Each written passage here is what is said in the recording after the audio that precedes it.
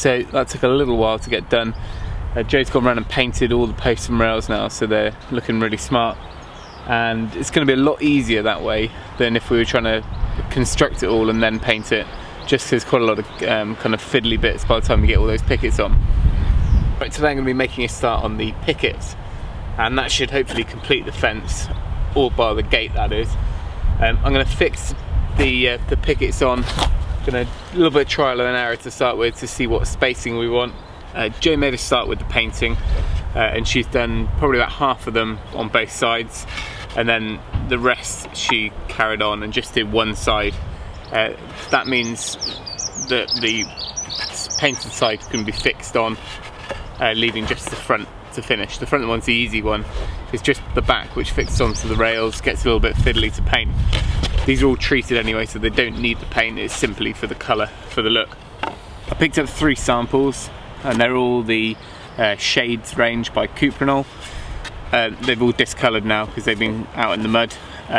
But there was a coastal blue.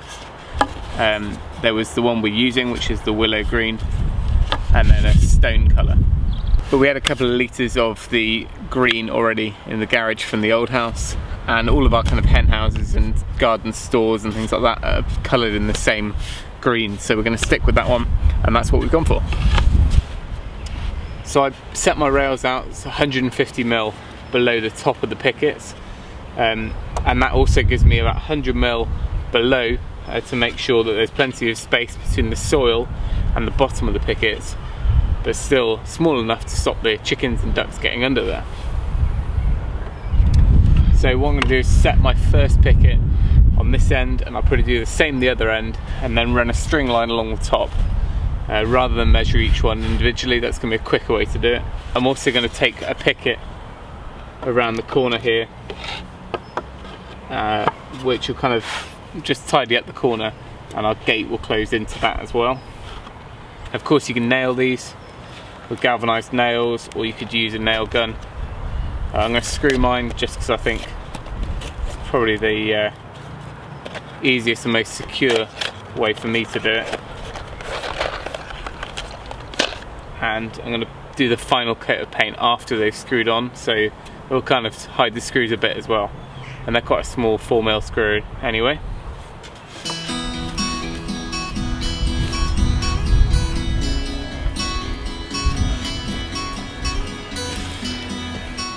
Normally put 2 nails in each rail.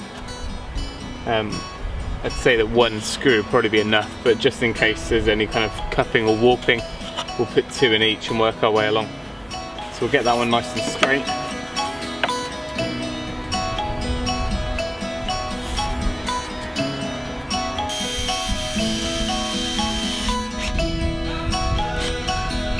Alright, I'm going to sit the one in down the other end.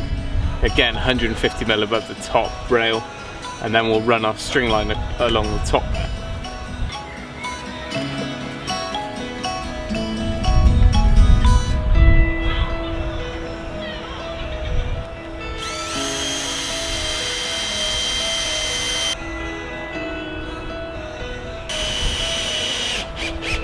This first one is going to be key as far as getting it straight, because I'm going to space them all off this one. So I'm just going to double check that.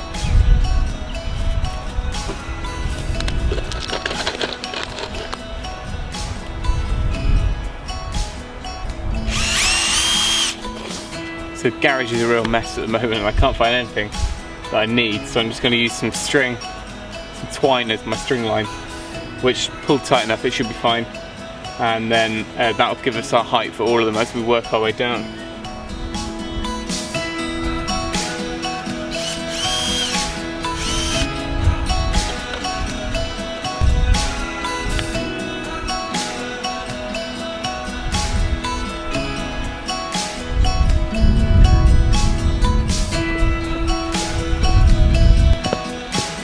Hiding under the watering can.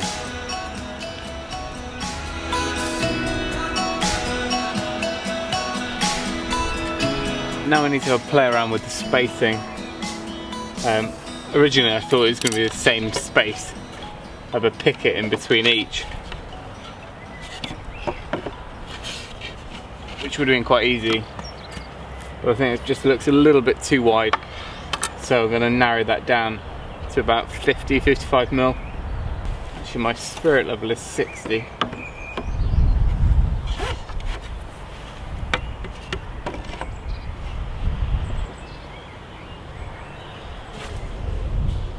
I reckon that looks alright. Well, we'll put a few in and then I'll step back and have a look.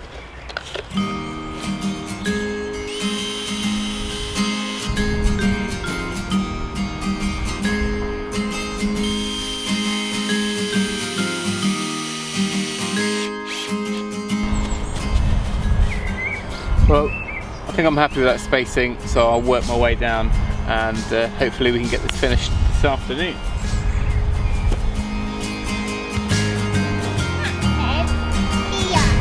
Which head? You look safe, eh? How they doing?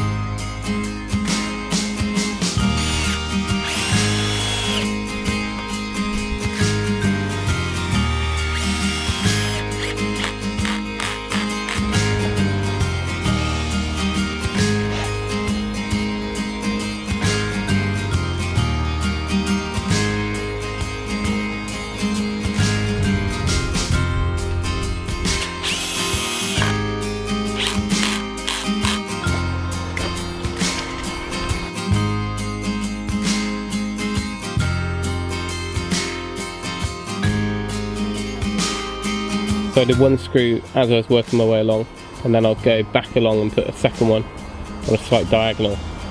And by leaving the second coat of paint after the screws are in, that'll cover up those screw heads a little bit so they're a bit more discreet.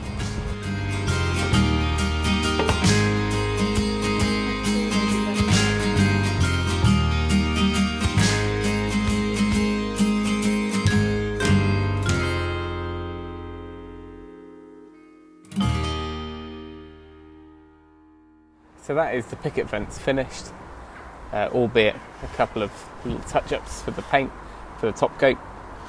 We ended up putting 2 screws in the top rail, 2 screws in the bottom rail on that slight diagonal, and we brought it all the way down. We've come around on those 2 angles we cut in and finished it off going right across to that wall. And we have raised up the bed or the vegetable garden inside now. So it's slightly lower on the inside at the bottom here, but that's absolutely fine. We wanted that consistent height looking at it from the outside. So I hope you enjoy the videos and they were a help to some of you who might be considering something similar.